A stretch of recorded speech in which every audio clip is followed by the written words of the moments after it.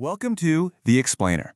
We love to break down big ideas here, and today, wow, we are tackling one of the biggest questions of all. We're going to be looking at a paper that basically flips everything we think we know about reality right on its head.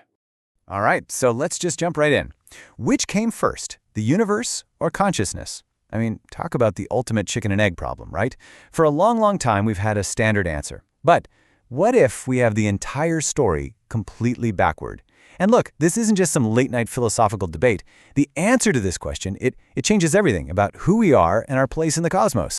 Okay, so, theory one. This is the story most of us grew up with, right? It's the conventional scientific view. Think of it like this. The universe is this enormous stage, and we're the actors who showed up super late to the play. So, in this version of events, the sequence is pretty straightforward. You've got the Big Bang, 13.8 billion years ago.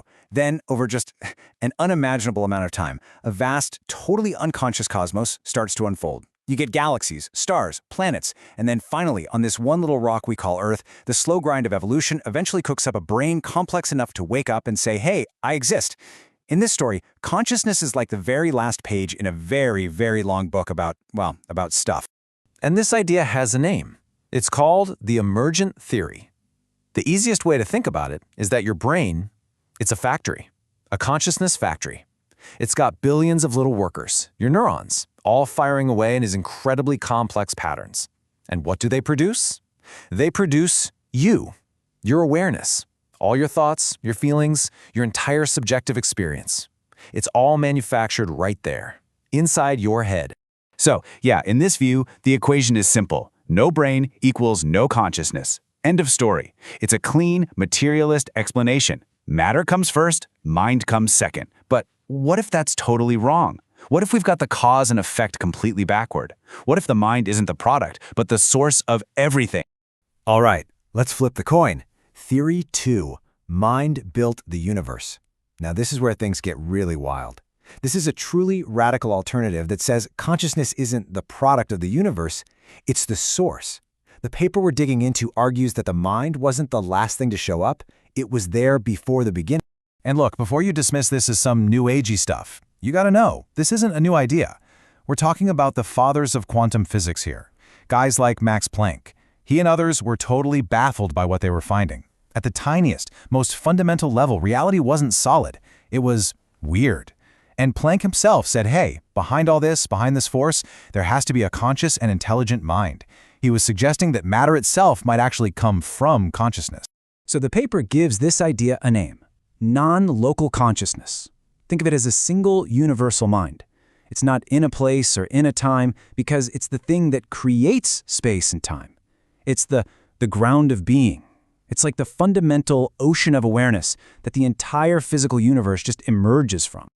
This, right here, is the core of the whole debate. It comes down to two totally different ways of seeing the brain. Is your brain a factory, like the emergent theory says, building your consciousness from the ground up? Or is it a receiver? The transduction theory suggests the brain is more like a radio, just tuning into a signal, a broadcast of consciousness that's already there. So what does that actually mean for you? It means your mind, your awareness, isn't just some chemical reaction happening between your ears. No. Your individual or local consciousness is actually just a small piece, a little sliver, of that giant, universal, non-local consciousness. Your brain isn't the creator. It's the channel. And this ties back to one of the weirdest parts of quantum physics, this idea from Schrödinger. To be is to be observed. Basically, on the tiniest level, things don't seem to be real in a solid way until something looks at them. They're just a cloud of possibilities. And the paper we're looking at pushes this even further. It says, hold on, for something to even be observed, doesn't it have to be conceived of first? There has to be a mind to imagine it into existence. Okay, so let's follow this train of thought. If a universal mind thought the cosmos into existence, what does that mean for the universe itself? Well, like I said, it changes absolutely everything. Because it means the universe exists by choice, not by chance. Think about that. The standard story is that we live in a massive, beautiful, but ultimately accidental universe. It just happened. This other view, it says the universe is intentional. It was brought into being by a deliberate choice. The paper breaks down consciousness into 4 key features. 1, it's intelligent. 2, it's intentional. It's always about something. 3, it's phenomenal, meaning there's a what-it's-like feeling to it. And 4, and this is the big one for this argument, it's volitional. That's just a fancy way of saying it has free will. It can make choices. So, if the thing that created everything is itself fundamentally free, then freedom isn't just something humans have. It's woven into the very fabric of reality. Choice isn't a bug, it's the original feature. It was there from the very beginning, a core principle of the cosmos. So, this brings us to a crossroads. Two completely different realities, and one you. Let's just lay it all out, side by side. In one corner, you have the universe-first worldview. Here, matter creates mind. Your brain is a generator. Our existence is basically a cosmic accident, and your feeling of free will? It's probably just an illusion. But in the other corner, you have the consciousness-first worldview. Here, mind creates matter. Your brain is a receiver, a transducer. Existence is intentional. And freedom? Freedom is fundamental to everything. So, where does that leave us? Well, the paper doesn't give a final answer. It just puts these two incredible possibilities on the table.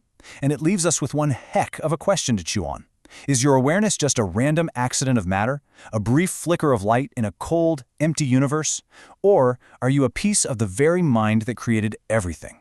It's a big question for sure. And the answer, well, it doesn't just define the cosmos, it defines you.